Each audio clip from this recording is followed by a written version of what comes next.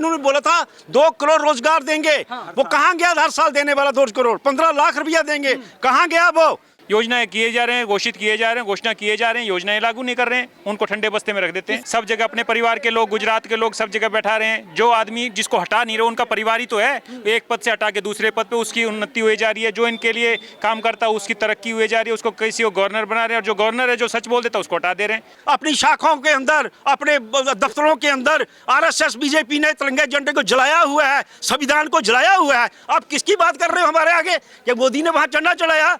ये नकली देशभक्त हैं। क्या है मोदी, क्या है जोगी? उठा के फेंकेंगे लोग इनको। क्या समझते हैं अपने आप को ये लोग? देश बचाओ मोदी भगाओ ये नारा दे के हम अपना आंदोलन शुरू करेंगे। वैसे उसी तरह जैसे पहला आंदोलन शुरू किया था। यहाँ केंद्र में मोदी और उत्तर प्रदेश में योगी, इन दोनों ने जो है पूरे देश को गुमराह कर रखा है। हिंदू मुस्लिम के नाम पे दंगा कराते हैं। 10 साल से एनडीए की कोई मीटिंग नहीं हुई। जैसे ही विपक्ष एक मंच पर आया वैसे ही इनको एनडीए याद आ गया। तो इनको डर तो रहा ना। अगर इनको डर नहीं होता तो ये 38 पार्टियों को कैसे इकट्ठा करते? हिमाचल की जनता ने, जो कर्नाटक की जनता ने जो फैसला दिया है वो फैसला पूरे देश में लागू होगा।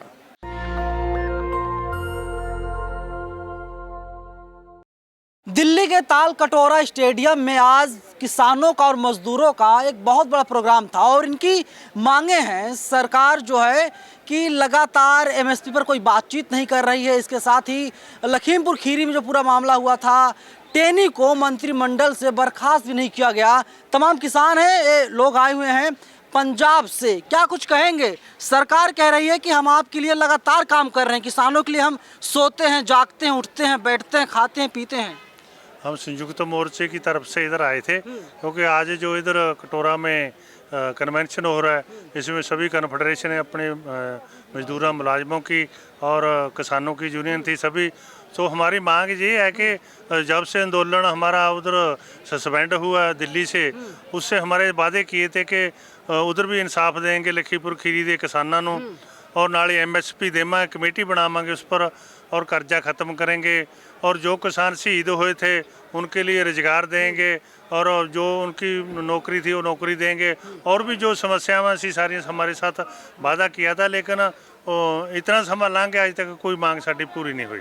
क्या करेंगे 24 में? चुनाव बहुत करीब है, 7 से 8 महीने का वक्त बचा हुआ है।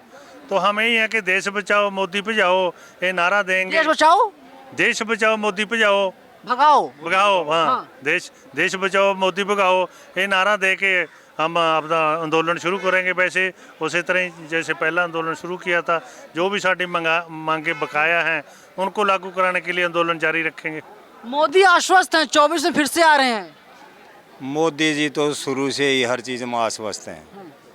मोदी जी जो है 2019 में भी आश्वस्त थे। आ गए जब वहाँ अपने इसरो के कक्ष में जाके बैठ गए थे, वो हमारा जो यान था वो वहीं पर ध्वस्त हो गया। ऐसा मनुष्य आदमी है। अब की बार जब हमारा यान यहाँ से उड़ा तब भी बाहर भेजा गया इसको, और जब कल लैंड किया है तब भी इसको बाहर भेजा गया। तब जाके हमारा जो है ये हमारे साइंटिस्टों ने, हमारे वैज्ञानिकों ने इसको जो है चांद पे उतारा है, और उस जगह पे उतार दिया जहाँ पे कोई आज तक गया नहीं है। या मनमोहन सिंह के टाइम पे मंगल ग्रह पे गया था। हमारे साइंटिस्टों को सलाम। वो साइंटिस्ट जो 2019 में नहीं पहुंचा पाए थे। क्रेडिट तो मोदी जी ले रहे हैं, लेकिन टीवी पर मोदी मोदी मोदी मोदी है। भाई यही तो आप लोगों की गोदी मीडिया में यही तो है, सब खरीद रखा है, सब खरीद रखा हुआ है, वही गुण गाते हैं। लेकिन वास्तविकता क्या है? बता दीजिए वास्तविकता। संस्थाओं को एक कंट्रोल करता जा रहा है, यानी कि मल्टीनेशनल कंपनियां अंग्रेजों वाली चाल पे चल रहा है। सबसे पहले ईडी का क्या था? 4 हमारे डिपार्टमेंट, फाइनेंस, डिफेंस, ईडी और इलेक्शन, ये 5 डिपार्टमेंटों में 5-5 साल से बैठा रखे हैं, जबकि 2 साल की उनकी नौकरी होती है। 3-3 साल का एक्सटेंशन दे दिया एक बार। देश तभी तो आगे लगातार बढ़ता जा रहा है। ये क्या मोदी से पहले देश आगे नहीं बढ़ा? 9 साल से ही देश आज़ाद हुआ है। देश का भट्ठा बैठा दिया हर आदमी। एक मीडिया को भी सत्यानाश कर दिया, गुलाम बना दिया। मीडिया को भी गुलाम बना दिया, हर संस्था को गुलाम बना दिया। अभी जो है, जो इसका चहेता है, जो इसकी मानने का, देश को जो गुलामी में इसका साथ देगा, उसको जो है ना, उसका हेड है, जैसे अभी ये अपने ईडी के चेयरमैन हैं, इनको CIO एक और पद तो नया पद बनाया जा रहा, दिक्कत क्या है? ईडी और सीबीआई जो है उनके अंडर में काम करेगी, तो वही आदमी है क्या? इनके अलावा कोई आदमी नहीं। जब रिटायर हो लिए तो उनको फिर एक्सटेंशन पे एक्सटेंशन, क्या कारण है? क्योंकि इन्होंने लोगों को गुलाम बनाना है, लोगों को डराना है, लोगों को धमकाना है, लेकिन ये नहीं चलेगा, अब की बार नहीं चलेगा। इंडिया अगर ये गठबंधन हुआ, मोदी तो 101% हारेगा ही हारेगा, लेकिन ये जो किसान और मजदूर जितने भी आदमी हैं, हर आदमी के जो ना गर्दन पर पैर रखा हुआ है, हर आदमी के जो है आंखों में धूल झोंक रखी है, हर आदमी की जो ना पेट पर लात मार रखी है। क्या ये कंपनियां ही हैं? लोगों को उसको कुछ समझ में नहीं आता। एजुकेशन बाहर से लेके आ रहा है, यूनिवर्सिटियां बाहर से लेके आ रहे हैं। 70 साल का कचरा साफ कर रहे हैं हम लोग। तो उनको वो जो कचरा पहले जब देश गुलाम था तब उनको अच्छा लग रहा था, तब वो अंग्रेजों के साथ थे। अब इनको आज़ादी अच्छी नहीं लग रही है, अब हर जगह बोटलनेक लगा रहे हैं। जैसे आप बात कर रहे थे, हर जगह पे आदमी सब चीज़ों को कंट्रोल करते जा रहे हैं। तो कंट्रोल करने के साथ में लोकतंत्र कैसे बचा रहे हैं? कचरा किसे कह रहे हैं? लोकतंत्र को कचरा कह रहे हैं? किस चीज़ कचरा क्या है उनकी नज़रों में? कोई आवाज़ उठाता वो कचरा है, जो उनके खिलाफ बोलता वो कचरा है। परिवारवाद पे हमला कर रहे हैं नरेंद्र मोदी, परिवारवाद पे हमला कर रहे हैं। अपना परिवार पाल रखा है इन्होंने, सब जगह अपने परिवार के लोग, गुजरात के लोग सब जगह बैठा रहे हैं। जो आदमी जिसको हटा नहीं रहे, उनका परिवार ही तो है, एक पद से हटा के दूसरे पद पे उसकी उन्नति हुई जा रही है। जो इनके लिए काम करता है उसकी तरक्की हुई जा रही है, उसको किसी को गवर्नर बना रहे हैं, और जो गवर्नर है जो सच बोल देता है उसको हटा दे रहे हैं। यही इनका परिवार है, इन्होंने अपना परिवार बना लिया। कौन से परिवारवाद को खत्म कर रहे हैं? भ्रष्टाचार बढ़े जा रहा है, सुनवाई है नहीं, अपनी ही योजनाओं को नहीं लागू कर रहे हैं। योजनाएं किए जा रहे हैं, घोषित किए जा रहे हैं, घोषणा किए जा रहे हैं, योजनाएं लागू नहीं कर रहे हैं, उनको ठंडे बस्ते में रख देते हैं। किसानों की सरकार है मोदी की सरकार। नहीं, सरकार तो ये सारे देश की है, लेकिन काम किसके लिए कर रही है ये बात करो ना। किसानों के लिए मोदी लगातार काम कर रहे हैं भाई। अदानी के लिए कर रहे हैं यार, ये सभी को पता है कि भाई अदानी के लिए, अंबानी के लिए, अदानी के लिए बिल्कुल खुल करके काम कर रहे हैं। तो किसानों के लिए कहाँ कर रहे हैं? हाँ, ये बात अलग है कि उसको भी किसानी का चोला, किसानों को भी उसके अंडर में रख कर सारा किसान एक ही किसान बनाने वाले थे ये लोग, कि सिर्फ एक ही किसान होगा, अडानी। अडानी किसान होगा, सबकी ज़मीनें उनके, और सभी किसान उसके अंडर में काम करेंगे, खेती किसान करेंगे। अभी क्या कर रहा है? उसने सब कुछ को अपने कंट्रोल में कर लिया। अडानी ने अपना पैसा लगाया, बैंकों से पैसा लिया, हमारा ही पैसा लेके हमारी चीज़ें खरीद ली, लोकतंत्र को ख़त्म कर दिया। लोकतांत्रिक जो ढांचा था, क्या ये मोदी ने कह दिया 15 अगस्त को कि अगली बार 24 में वे फिर से आ रहे हैं, ऐलान कर दिया है साफ तौर पर। अभी मोदी जो है ये ऐलान क्यों कर रहा है 15 अगस्त को अगली बार भी मैं ही झंडा जलाऊंगा? ये बोला उसने 15 अगस्त को। क्यों कर रहा है ये ऐलान? इसलिए कर रहा है क्योंकि उसको मान है जो ईवीएम के ऊपर। ईवीएम में गड़बड़ करता है, ईवीएम में वोट, हर तीसरी वोट उसको डाल जाती है। दूसरी बात ये है कि उनको मान है कारपोरेट जगत के ऊपर, क्योंकि कारपोरेट के पक्ष में वो काम कर रहा है, ना किसानों के पक्ष में कर रहा है, ना मजदूरों के पक्ष में कर रहा है। अभी जो वादा किया था किसानों के साथ एमएसपी लागू करने का, अभी एमएसपी लागू कर दिया कहीं? किसानों का कैसे हो गया मोदी? वो झूठा आदमी है, झूठ बोल रहा है और हार रहा है। तभी तो उसने ये बात बोली कि भाई मैं जीत रहा हूँ, लोगों की आंखों में धूल झोंक रहा है। उसने अपना संगठन को मजबूत बना रहा है और यही काम किया उसने। देश को कहीं मजबूती नहीं मिली। बेटियां सुरक्षित हैं, किसान सुरक्षित हैं, नौजवान सुरक्षित ये है। तो बहुत ही बढ़िया बात कही कि बेटियां सुरक्षित हैं। बेटियां कहाँ सुरक्षित हैं? बेटियां मणिपुर में क्या हो रहा है? कहीं पे भी जब मणिपुर की बात करते हैं तो दूसरे मुद्दों को उठा देते हैं। सुरक्षित कहाँ पे हैं बेटियां? कहाँ नहीं है बेटियां? कहीं नहीं, आप बता दीजिए। अरे रामराज आ गया है। रामराज आप पत्रकारों के लिए आ गया होगा, आम जनता के लिए, मेहनतकश जनता के लिए, कमाकर खाने वालों के लिए मुफलिसी है। रामराज नहीं है। रामराज कैसे आ गया? जे हम हरियाणा में अभी हर साल हर बार यहाँ वहाँ पर जो क्या बोलते हैं उसको निकालते हैं, शोभा यात्रा। शोभा यात्रा निकालते हैं, हर साल निकालते हैं। पहले कभी दंगे नहीं हुए। रामराज है ये, रामराज में आपस में लोगों को लड़ाते हैं। तो बीजेपी करवाए दंगा, आप कह रहे हैं? बीजेपी की सरकार है, वहाँ बीजेपी ने दंगा करवाया और किसने करवाया है? जो मणिपुर में भी हुआ है ये बीजेपी की सरकार है। वहाँ भी, वहाँ पर लड़की दिए बहनें बेटियों को नंगा करके परेड करवाई गई है। ये किसका काम है? मोदी का काम है। वो देश में दंगा करवाना चाहता है अपने राज। किसानों के सीने अभी गाड़ी दौड़ाई गई लखीमपुर खीरी में। हुआ तो कुछ नहीं, बातें बड़ी बड़ी करते हैं आप लोग। ऐसे कहते हो कि वो किसानों के लिए करते हैं क्या? सरकार बन गई, किसानों के सीने पर गाड़ी दौड़ाई गई, मारे गए, पत्रकार मारा गया। 700 750 मोदी जी क्या गलती है? किसान मारा गया, उसके लिए क्या किया मोदी ने? मोदी की गलती है, मोदी ने क्या किया मोदी ने? क्या जवाब आपके पास है? अभी अबानियों अडानियों की सरकार है, लोगों के पक्ष में तो कुछ नहीं कर रहे। राम मंदिर बन गया, अडानी के लिए नहीं, देश की जनता के लिए बना है। देखो राम मंदिर बन गया, कोई राम को माने, कोई भगवान को माने, कोई कृष्ण को माने, कोई गुरु ग्रंथ साहब को माने, कोई कुरान शरीफ को माने, कोई बाइबल को माने। जो आत्मा और परमात्मा का मिलने का एक रास्ता है, उसमें क्या है, उसमें उससे लोगों को रोटी नहीं मिलेगी। वाहेगुरु राम अल्लाह ये बोलने से रोटी तो काम करने से मिलेगी। मोदी ने ये काम छीन लिया। मोदी ने जो कानून बनाए, लोगों ने लड़ाई लड़के, हमारे पुरखों ने लड़ाई लड़के जो कानून बनाए 44 लेबर कानून, वो 4 कोड बिल में बदल दिया। वो कारपोरेट घरानों की जगत के, कारपोरेट जगत के 350 पार 24 में 350% नीचे जाएंगे 24 में। 350 देखकर बोलिए, जनता सुन रही है आपको। हाँ, डेफिनेटली। देखिए 10 साल से एनडीए की सरकार थी, 10 साल से एनडीए की कोई मीटिंग नहीं हुई। जैसे ही विपक्ष एक मंच पर आया, वैसे ही इनको एनडीए याद आ गया। तो इनको डर तो रहा ना। अगर इनको डर नहीं होता तो ये 38 लोगों को कैसे इकट्ठा करते, 38 पार्टियों को कैसे इकट्ठा करते। इन्हें डर है कि अगर और भी जुड़ती हैं तो जोड़ें, और जो नहीं जुड़ेंगी वो ईडी से जुड़ेगी, सीबीआई से जुड़ेगी, वो आईबी से जुड़ेगी, उनके यहाँ छापे पड़ेंगे जब वो जुड़ेंगे। तो ये कहीं 350 पार नहीं जाने वाले हैं। इस बार इनको ये डर है कि तुम सत्ता से बाहर जाओगे और देश के अंदर जो हिमाचल की जनता ने, जो कर्नाटक की जनता ने जो फैसला दिया है, वो फैसला पूरे देश में लागू होगा। लेकिन क्या फिर मोदी जी जो है कि झूठ बोल रहे हैं क्या? सच कौन सा बोलते हैं मोदी? मोदी तो है ही जुमलेबाज। वो जुमलेबाजी, वो सभी जो उनके राजभाग में मंत्रिमंडल में शामिल हैं, भले वो नंबर 2 भले वो अमित शाह जो हैं नंबर 2 हैं उनके मंत्रिमंडल में, और उनको उसका जो है ना वो सारथी बोला जाता है कि उसके अर्जुन के कृष्ण वो हैं, यानी मोदी के खास जो हैं। वो खुद कहते हैं कि वो तो जुमला बोलते हैं, जुमलेबाज हैं।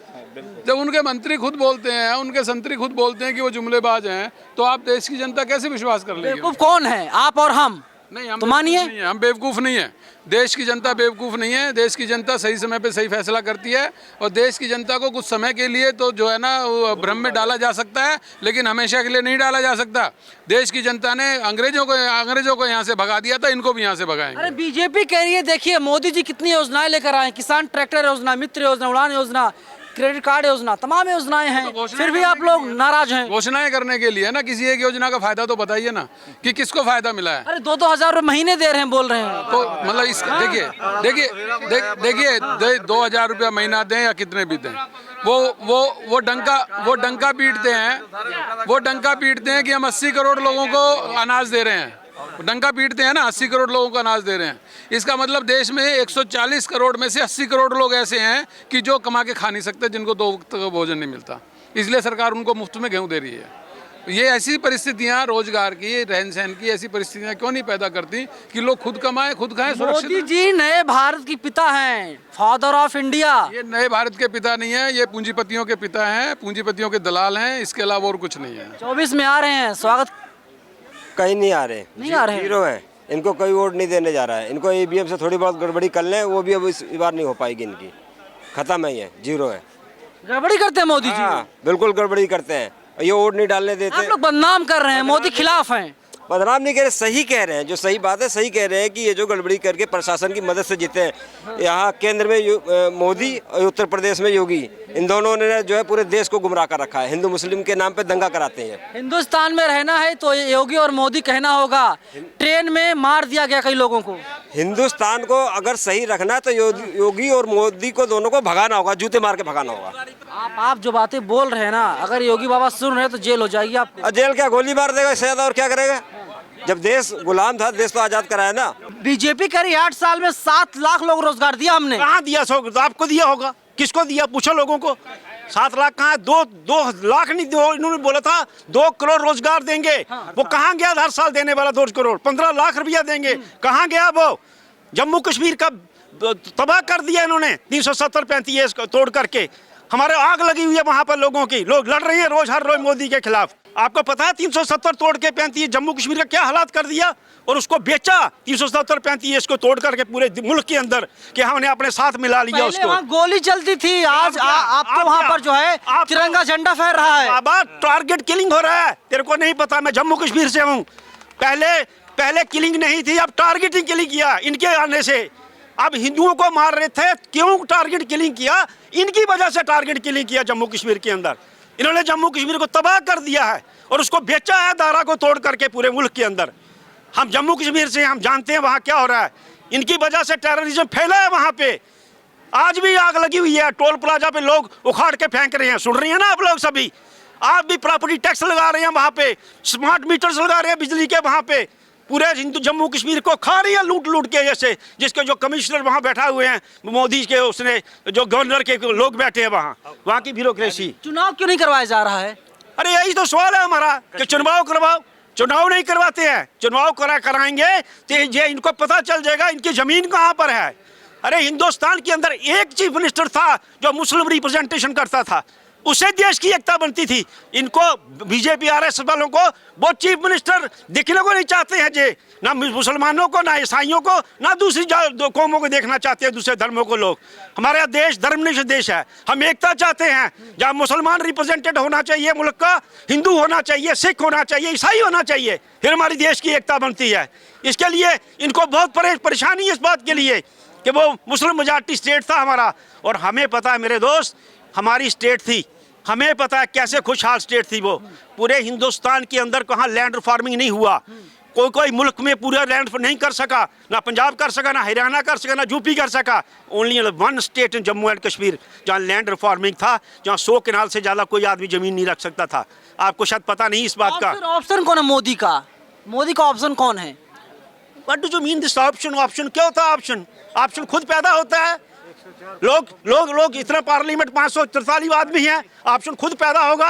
अरे मेन ऑप्शन होता है, मुद्दों पे बात होती है, कौन अच्छे मुद्दे लाएगा, मुल्कों को बेरोजगारी की दूर करेगा, महंगाई दूर करेगा, जिन बातों पे ऑप्शन होता है। मोदी की शक्ल ऑप्शन है, यही बातें 14 की गई थी। मोदी की शक्ल ऑप्शन है, मोदी की शक्ल है कि दूसरा कोई प्राइम मिनिस्टर? नो, ऑप्शन खुद पैदा होते हैं। ऑप्शन गुजरात भी पैदा हुआ था, ऑप्शन देवगौड़ा भी पैदा हुआ था। ऑप्शन अपने आप पैदा होते हैं, जब इलेक्शन जीत के आएंगे लोग तो ऑप्शन बनेगा। ऑप्शन इंसानों से नहीं होता, मुद्दों से होता है। अब लड़ाई मुद्दों की होगी मुल्क के अंदर कि कौन मुल्क को अच्छा बनाएगा, खुशहाल बनाएगा, उस पर लड़ाई होगी। मोदी की शक्ल पे लड़ाई नहीं होगी। वो तो देश को तबाह कर दिया, वो तो कारपोरेटर का एजेंट है, दलाल है कारपोरेटर का। वो उसने कारपोरेटर को हमारे मुल्क को बेच दिया, उसने प्राइवेट कर दिया, उसने रेलवे बेच दिया, हवाई अड्डे बेच दिए। उस जैसा नालायक प्रधानमंत्री इस मुल्क में नहीं देखा किसी ने। और हाँ, हमारे बच्चे बेरोजगार फिर रहे हैं। हमारे मुल्क के लोगों ने, बच्चों ने, मेरी स्टेट के बच्चों ने अब कनाडा की तरफ, ऑस्ट्रेलिया की तरफ मुंह कर लिया है। उनको पता है कि जम्मू कश्मीर के अंदर अब हमारा भविष्य नहीं है। हमारी बिगेस्ट इंडस्ट्री थी वहाँ पे, एम्प्लॉयमेंट, रोजगार, जो हमें 4 लाख लोग रोजगार करते थे वहाँ हमारे जम्मू कश्मीर के अंदर। और बाकी पूरी स्टेट बिहार के अंदर 4 लाख मुलाजिम नहीं है। हमारी बिग इंडस्ट्री थी मुलाजिमों की, लेकिन उन्होंने ख़त्म कर दी, प्राइवेटाइजेशन कर दिया सारा कुछ। और हमारी जो जम्मू कश्मीर के हालात हैं बिगाड़ दिए हैं सारे पूरी तरीके से। और मिलिटेंसी इनके वक्त में बड़ी है। किसने कहा तो आपको लाल तिरंगा झंडा काबली चढ़ता था वहाँ पे? अरे तिरंगा झंडा तो मेरे दोस्त ये नहीं चढ़ाते थे अपनी शाखाओं के अंदर, अपने दफ्तरों के अंदर। आरएसएस बीजेपी ने तिरंगे झंडे को जलाया हुआ है, संविधान को जलाया हुआ है। आप किसकी बात कर रहे हो हमारे आगे? कि मोदी ने वहाँ झंडा चढ़ाया? ये नकली देशभक्त हैं, असली नहीं है। अगर आपको इतिहास आता है तो इतिहास पढ़िए जा करके। इन्होंने तिरंगे झंडे को जलाया, इन्होंने कॉन्स्टिट्यूशन को जलाया। और जिन लोग जी बात करते हैं तिरंगे झंडे के मुल्क के अंदर, ये मुल्क के ठेकेदार हैं, जिनका इतिहास में आज भी 98 आदमी की लिस्ट है पार्लियामेंट के अंदर, जिसमें 24 कम्युनिस्ट लोग हैं, बाकी 64 के करीब वो कांग्रेसी लोग हैं जिन्होंने देश की आज़ादी के लिए फांसी के फंदे चूमे हैं। पार्लियामेंट में पता कर लेना जाके, इनका एक भी आदमी इस देश के लिए, आज़ादी के लिए इन्होंने फांसी का फंदा चूमे हैं। आप क्या बात करते हो? आप जम्मू कश्मीर में इन्होंने तिरंगा झंडा जलाया, जो जलाने वाले हैं। अनुराग ठाकुर कहते हैं वीर सावरकर ने देश के लिए पूरी जिंदगी को कुर्बान कर दिया था। तो क्या है, वो तो किताबें दिखाती हैं, इतिहास दिखाता है आपके सामने। कितनी माफिया मांगी इन्होंने, क्या क्या कुछ किया, वो इतिहास बताता है। इनके कहने से क्या है, जो तो झूठ बोलते हैं। इन्होंने कभी बोला कि तिरंगा झंडा जलाया? इन्होंने कभी बोला कि हमने तिरंगा झंडा अपनी शाखाओं में नहीं, अपने दफ्तरों में कभी नहीं चढ़ाया? क्या ये नकली देशभक्त हैं मेरे दोस्त? ये असली देशभक्त नहीं है, ये देशभक्ति के नाम पे कलंक हैं। मैं बहुत ज्यादा क्या नहीं नाम चाचा आपका, क्या नाम है? मेरा नाम किशोर कुमार है, मैं जम्मू कश्मीर से हूँ। मैं अगर जम्मू कश्मीर की भी बात साथ में पूछे तो मैं आपको और बताता हूँ कि जो हमारा जम्मू कश्मीर रियासत थी ये एक मुल्क था ये, और वहाँ के डोगरा और कश्मीरी, डोगरा जम्मू के सूबे के जो लोग हैं उनको डोगरा कहते हैं, वहाँ के राजों महाराजों ने, वहाँ के जनरल ने, जोरावर सिंह, बाज सिंह वगैरह ने हमारे जम्मू कश्मीर की हद जो है तिब्बत तक ले गए थे। कहाँ गलगित, कहाँ स्कर्दू, कहाँ बलस्तान, शायद आपको नाम है मालूम या नहीं है, वहाँ तक था ये। और इन्होंने तोड़ के उसको 3 हिस्सों में बांटा है, अब 2 हिस्से बांट दिए हैं। एक जम्मू कश्मीर, उसको यूटी बना दिया, उसको लद्दाख को अलग यूटी बना दिया। बाहर भी लोगों को गलत मैसेज गया है जम्मू कश्मीर के बारे में, इन्होंने प्रोपेगेंडा किया है हमेशा कि जम्मू कश्मीर अलग है, जम्मू कश्मीर भारत का हिस्सा नहीं। कब नहीं था भारत का हिस्सा जम्मू कश्मीर? जम्मू कश्मीर में झंडा शुरू से चढ़ता आया है और बहुत सेकुलर स्टेट थी हमारी जम्मू कश्मीर, जहाँ शेख अब्दुल्ला ने 1953 में लैंड रिफॉर्म्स किए जो हिंदुस्तान में कहीं नहीं हुए थे। हमारी अच्छी स्टेट, हमारे नौजवानों को रोज़गार था, हमारा टूरिज़्म इतना बढ़िया था, हिंदू मुस्लिम एकता। इन्होंने जम्मू को अलग किया। जम्मू की कैपिटल हमारी होती थी, 6 महीने जम्मू में रहती थी, 6 महीने कश्मीर में जाती थी, लेकिन इन्होंने उसको भी ख़त्म किया और उससे हमारे भाईचारे को इन्होंने कमज़ोर किया है। लेकिन बीजेपी कह रही है सर कि यूटी बना दिया गया है, अब वहाँ पर सब कुछ बेहतर है। पहले एक देश दो कानून हुआ करता था, अब एक देश एक कानून है। कानून नहीं होता था इसके कानून में। ये बात अलग है कि जब देखिए 1947 में जब पूरी रियासतें, जब हिंदुस्तान और पाकिस्तान बना और पूरी रियासतें हिंदुस्तान में आ गई, तो उस वक़्त हमारी जम्मू कश्मीर के जो लीडर थे नेशनल कॉन्फ्रेंस के, या जम्मू कश्मीर के लोग थे, उन्होंने पाकिस्तान में जाना, जहाँ के जबकि 85% पॉपुलेशन जो है मुस्लिम है वहाँ की, उन्होंने पाकिस्तान में जाना नहीं, उसको रिजेक्ट कर दिया।